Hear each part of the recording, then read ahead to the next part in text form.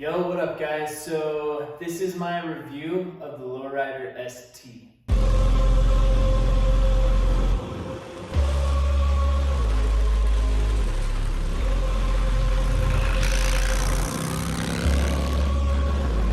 So 2023 Low Rider ST, I've had it for now a year. I didn't really feel like I could make a review until I'd had the bike for at least a year. So put several thousand miles on it, been on a couple longer trips, and yeah, I feel confident now I can list pros and cons, and I've had enough writing on it where they're truthful, right? So overall, pros and cons. This bike wants to freaking move. Super powerful, great in turns, really fun to ride. So the Milwaukee 8 117, I think there's 125 torque, right, per pound. This thing flies. It wants to go. So that alone was a big change from what I was used to. It has some kick, and yeah, it's super fun. I've ridden my dad's Road Glad and Road King.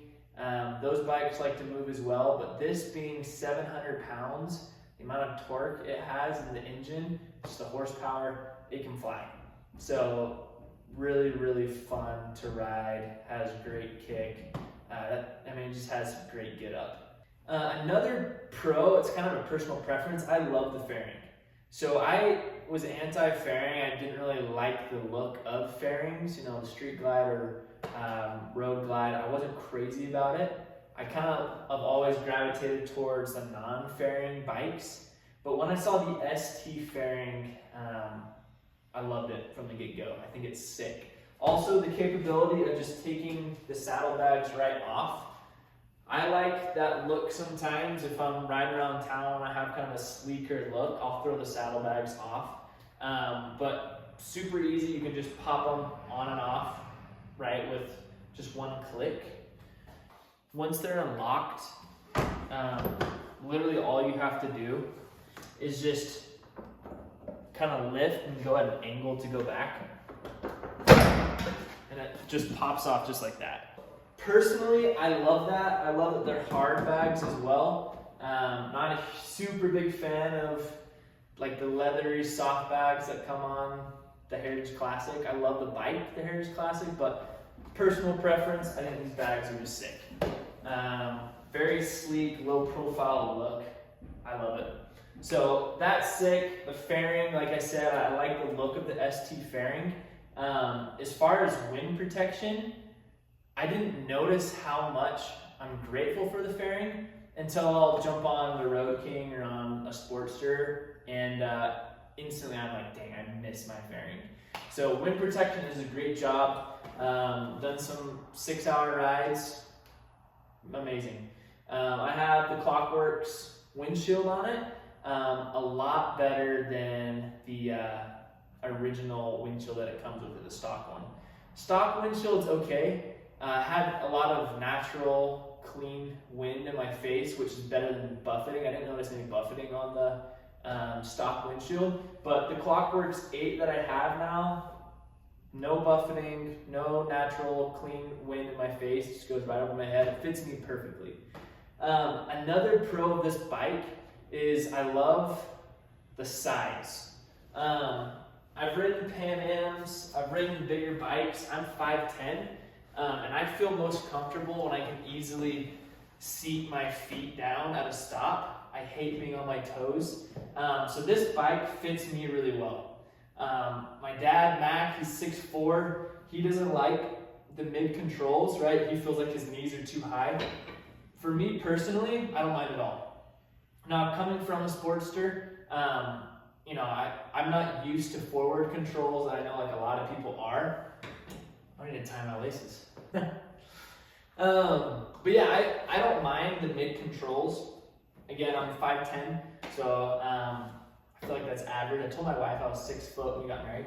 But yeah, so for me, it's comfortable. It fits well. I like that. But I know a lot of people they'll mod it, put the forward controls on it, just personal preference. I think my last big pro is I just love the look of the ST. I'm a simp when it comes to Harleys. I love Harleys, I love the sound, I love the look, and I just thought the black with the bronze rims and wheels and the little bronze tones, I just think it's a beautiful bike.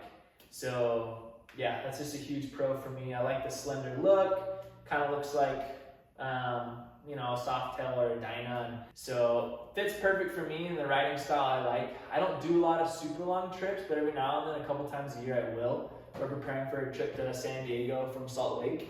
So I wouldn't have been able to do that on the Sportster, right? With the fairing and the windshield and the bags, I can easily make that, you know, 12-hour road trip. We can bust it out a day if we have to, or 2 days. And so just having that capability is great. And then being able to have as well just the lightness of the bike, being 700 pounds, going through the canyons, going through turns, being able to lean in.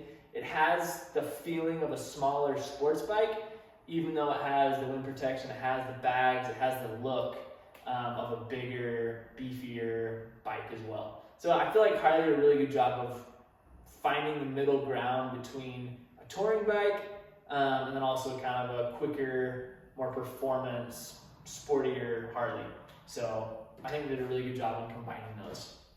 Now, onto the cons of the bike.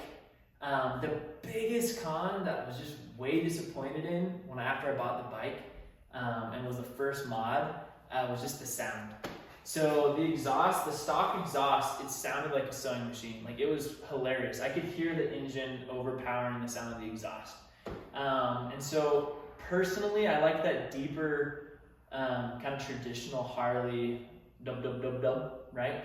And so I did the slip-on exhaust with the Tab Performance, the Zombies, and they're super loud.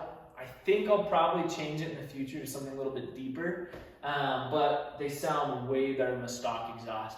Kind of sad about that. I know, like, regulations and laws, I know Harley can't make a super loud, beefy sound and sell it, but I was expecting something a little bit better for the stock exhaust. That was kind of a con for me, kind of a disappointment.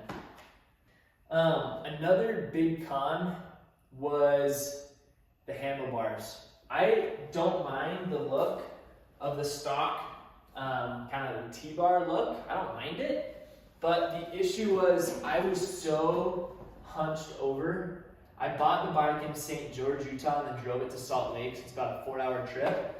And my shoulders were just starting to hurt from just having to be kind of hunched over and reach far for the bars. So I quickly got risers put on and then adjusted those out and kicked them in the curb and finally got these FXR 16-inch. I'm happy with them. They feel a lot more comfortable. But that was just an original kind of bummer for me, is that I didn't feel like the handlebars fit at least my body. And that's, again, personal preference. I'm 5'10", so it's different for everyone when it comes to that. But for me personally, I wasn't a big fan of the bars. Now, the last con, and I think everyone agrees on this, the price is steep, right? I think it's like $24K right now for a new ST. That's pretty fat penny to justify. However, all things considered, after riding it for a year now, if I could go back in time, I would have still bought the bike. I think it's worth it. I love it. It's a Harley. It keeps its value. It really does. And the sportiness of it, the quickness of it, the look of it, how light it is. For me personally, it fitting my body, my riding style. Yeah, it's a justifiable purchase for sure. Overall, super hyped on this bike. If you're debating, if you're on the fence, comment below some questions. I know I missed a lot of things. These are just my kind of personal opinions, right? Preferences, my pros and cons. But comment below questions that you guys have. If you guys have an ST, I'd love to hear your pros and your cons. Again, I'm sure I missed some things. And thank you guys for watching. I really do appreciate it. Trying to post a video like this every single week and then shorts every day. So I appreciate you guys, appreciate the love and support. Much respect, seriously. But yeah, hopefully this was helpful. If you're on the fence between getting the ST, you're not. If anything, I hope this video pushes you over the fence a little bit and you get one, because no regrets, I'm hyped. My favorite bike I've ever ridden in my life. So super stoked, planning on keeping this forever. But yeah, comment below any questions you guys have. Appreciate watching. Thanks, guys.